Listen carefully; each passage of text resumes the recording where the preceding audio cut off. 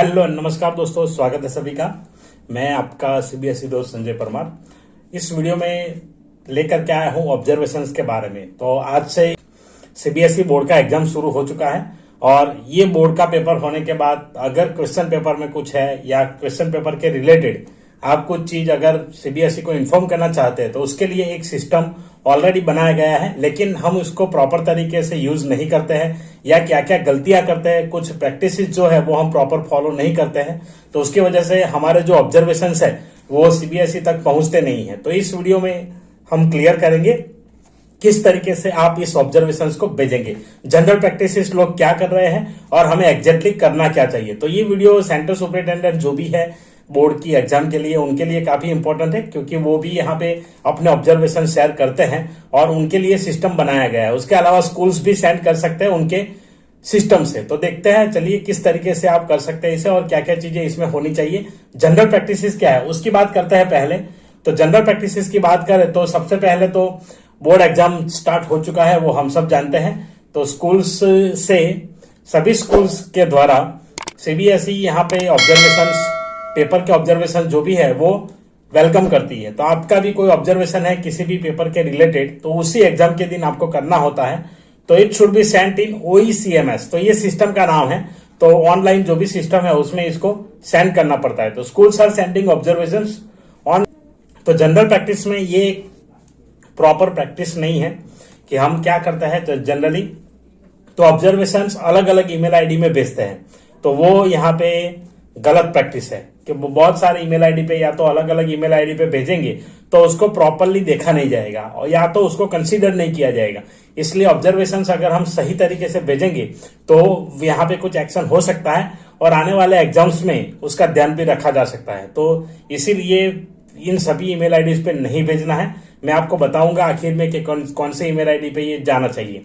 Observations are send after several days. Exam खत्म हो गया उसके बाद बहुत सारे दिनों के बाद ऑब्जर्वेशंस भेजे जाते हैं, जो भी यहाँ पे कोई ध्यान नहीं देता है। तो इसीलिए कब भेजना चाहिए वो नेक्स्ट वीडियो में देखेंगे। तो उसी टाइम पे भेजना चाहिए। Not clear observation. ऑब्जर्वेशन में क्या होता है कि जो भी हम लिखते हैं वो कंटेंट प्रॉपर नहीं होता कि हम एग्जैक्टली कहना क्या चाहते हैं। तो वो कंटेंट प्रॉपर होना चाहिए। जब भी कंटेंट आप टाइप करें या तो कंटेंट प्रिपेयर करें तो आप लिखें, जैसे कि बहुत सारी बार हम देखते हैं कि भाई रॉन्ग क्वेश्चन, तो रॉन्ग क्वेश्चन हमने लिख दिया पर पूरा क्वेश्चन रॉन्ग नहीं हो सकता।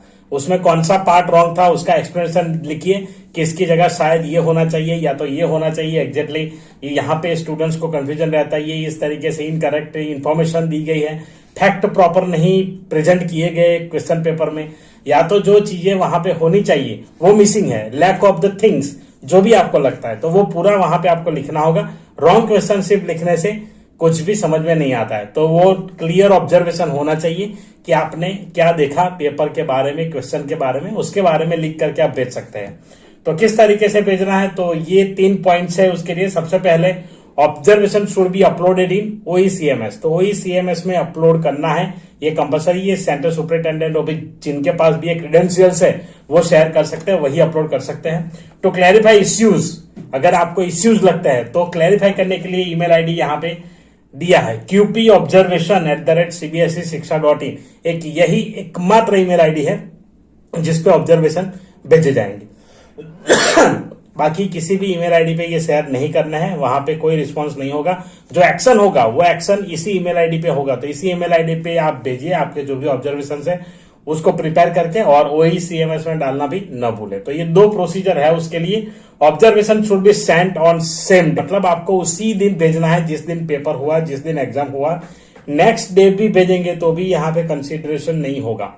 तो जब भी ऑब्जर्वेशन आप भेजना चाहें तो सेम डे आप भेज दीजिए, जिस दिन एग्जाम हुआ उसी दिन। एग्जाम खत्म होने के बाद कुछ समय के बाद आप भेज सकते हैं, तो वो तुरंत जरूर करें।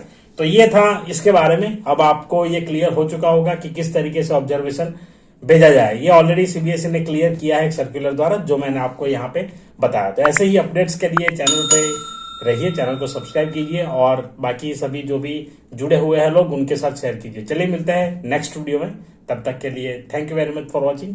टाटा बाय बाय, जय हिंद जय भारत।